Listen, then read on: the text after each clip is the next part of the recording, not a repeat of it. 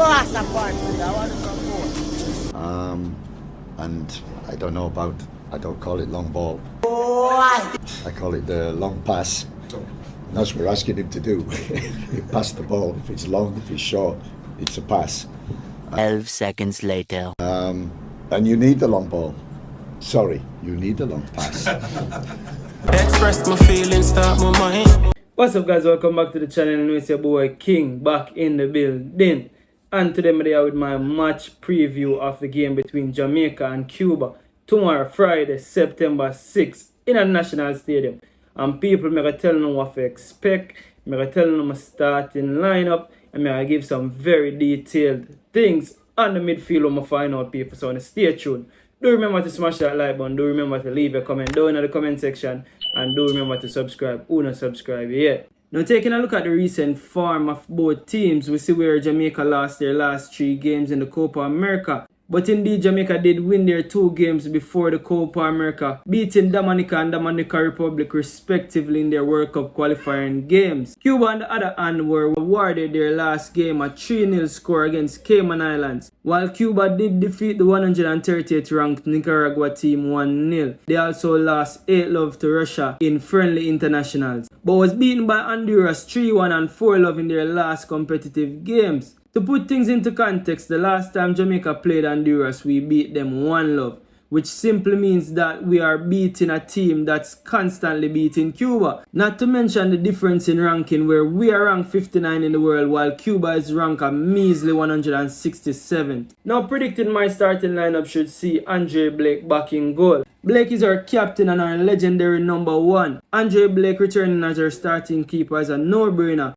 with Jamali Wait as our able backup on the bench. At right back, we should see Dexter Lembi-Kisa continuing as our starting right back. Though he hasn't broken into the Wolves senior squad, he's been in excellent form when wearing the black, gold and green. Dexter should be covered at right back by Joel Atibadir on the bench. My starting centre-back pair would see Deshaun Bernard partnering Ethan Pinnock, which should be the centre-back partnership to build from. On the bench, we'll see Damian Lowe, Richard King and Michael Hector as backup. At left-back, we should be continuing with Greg Lay, while Amari Bell will be his ably backup on the bench. Now, in midfield, I think we can expect a bit more control based on what the coach has said. Listen to this. So the players, we want them to play. We want them to, be able to deal with the ball, handle the ball, control the game in possession. So not just have a transition game, but to try and have some control, which is in possession, control the game. Out of possession, you're in good shape, good formation, hard to beat. Similar to this Liverpool team under Arne Slot that has moved away from their heavy metal football to be a more position-based, controlled footballing team. Now, the term CDM has been one of the most important terms in football in the recent years. The rise of Pep Guardiola and the tiki-taka football has put a major focus on a single CDM that not only provide coverage for the backline, but also is a key player for linking the attack to the defense. While the likes of Sergio Busquets and Rodri have become some of the most important players on their teams, the player who plays as a central defensive midfielder has become high premium players, where we've seen a lot of clubs struggle to find a CDM. In recent years, we have seen where Liverpool tried to sign Caicedo, and this season we have seen where they have missed out on signing Zubimendi. Now, with that said, we see where Arne Slot has moved Liverpool from a single pivot using a double pivot. So instead of going for an out-and-out CDM, using 2 all-in players has seen to have solved the issue of not having a single CDM, which also helps Liverpool to be a team with more ball control, while also having the extra coverage for the fullbacks. Now, while I do understand that international football is a little bit different from club football, we have an almighty issue finding consistency in central midfield.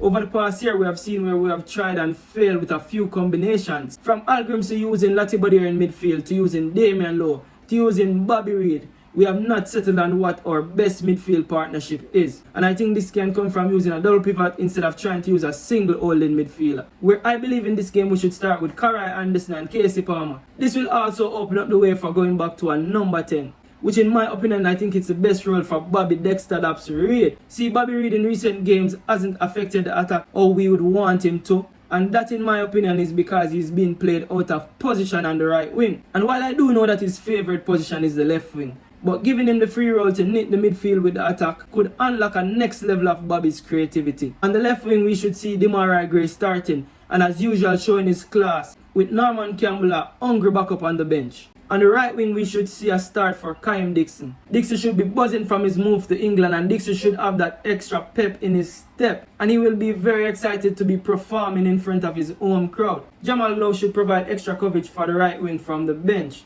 At centre forward, we should be seeing a toss-up between Shamar Nicholson and Michael Antonio. And I think Antonio should get the start over Shamar based on the fact that Antonio would have had more game time in his legs at the start of the season. That is my preferred starting lineup, people, and I think we should have enough to beat this Cuba team 3-0. So I'm predicting a 3-0 scoreline, people. There you have it. Do remember to smash that like button. Do remember to leave a comment down in the comment section, and do remember to subscribe who not subscribe yet. Until next time, it's your boy King. What good? Express my feelings, start my mind.